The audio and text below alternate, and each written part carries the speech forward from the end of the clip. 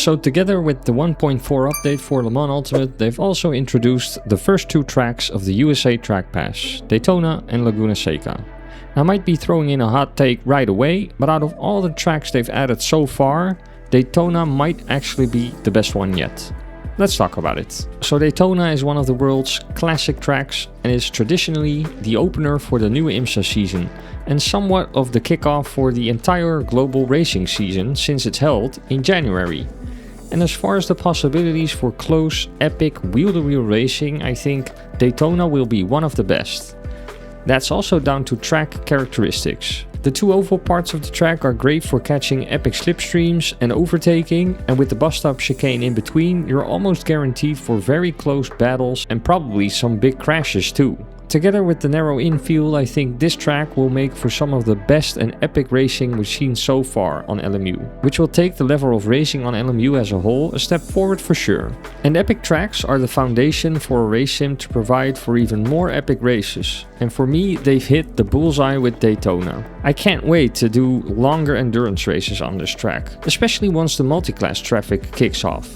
It's just a pressure cooker of imminent crashes and heart-spiking moments, whether you're in the faster class cars or in the GT3s. Especially when you have traffic in the infield part of the track, it's really a song and dance of different cars understanding each other and communicating in the right way to avoid big crashes. It's gonna be great and really different to the other tracks we already have in LMU. I'm really looking forward to doing a lot of races on this track. And Laguna Seca might be, for me, the lesser of the 2, but that doesn't mean it isn't still great. Obviously the corkscrew is world famous, but next to that it also provides very narrow and more technical parts. It's a fairly short track, but multi-class races will definitely be just as chaotic, I think. It's a matter of personal preference, but with some tracks you just click for some reason, and Daytona seems to do that for me and Laguna Seca hasn't so far. And comparing the 2, I can totally see why they've chosen these 2 as the first ones to release. It's 2 very different tracks, but both have great history and character. So I think these 2 tracks are a very good opener for the USA tracks that we'll be getting until the end of the year. If you bought the track pass as well, which one is your favorite so far? Let me know in the comments. If I would have to give these 2 tracks a rating in comparison to other DLC tracks, I would give Daytona a solid 9 out of 10 and Laguna Seca a solid 8. Again, I think both tracks are going to provide for really nice racing, and that's what we need in the end. I truly believe these tracks can bring something new to the already strong rotation of tracks in LMU, and that's a really big step in the right direction. Now, I recently made a video on the DLCs available in LMU before these 2 tracks were released. I'll leave a link to that video in the description in case you want to check it out after this video.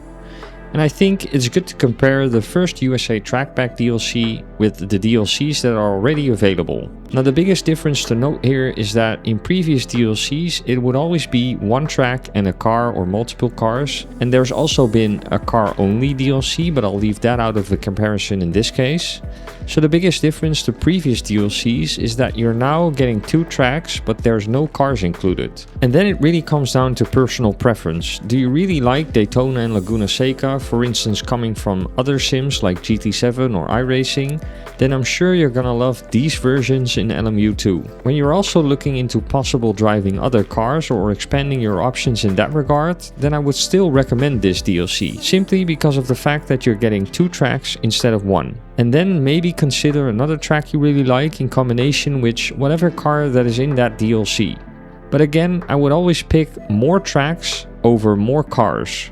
But feel free to watch the other video I made on the DLCs for LMU to get a complete picture. So with these 2 new tracks, the total number of tracks expands to 16, which is great, and with 4 more tracks on the way, by the end of the year, going into 2027, LMU will have 20 tracks in total. So daily races going into 2027 will have more variety, and just imagine the possibilities this is giving them in terms of potential championships, team races and stuff like that. I really like where LMU is headed with not only this update, but also the USA Track Pass. And at the same time, I also hope that next to the 2 new epic tracks, the update itself is going to bring more positive changes, whether it be the overall brake system, the new Joker feature, or the improvements to reporting, but also changes to existing tracks and BOP changes. And next to that, they've also fixed this really annoying eternal overheating issue for the LMP2 tires. So from minor changes to huge overhauls. I really hope LMU keeps this momentum going, and for us race fans it's only a good thing if they do. So what do you think? Is LMU going into the right direction, or would you have liked to see other stuff being fixed or changed? Let me know in the comments too. For now, enjoy this update, enjoy the racing on the 2 new tracks, and I'll see you in the next one. Bye bye!